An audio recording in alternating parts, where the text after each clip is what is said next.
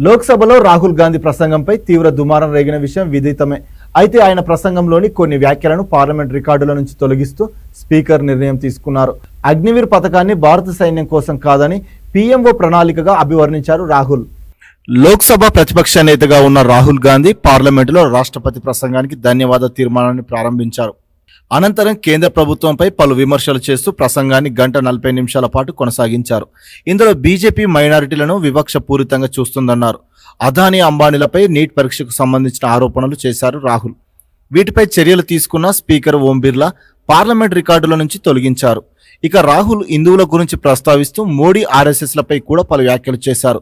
హిందువులు హింసను ప్రోత్సహించారని చెబుతూ తమను తాము హిందువులుగా చెప్పుకునేవారు 24 గంటలు హింస ద్వేషాలకు పాల్పడుతున్నారని చెప్పారు. బీజేపీ ఆర్ఎస్ఎస్ మొత్తం హిందూ సమాజం కాదని వ్యాఖ్యానించారు.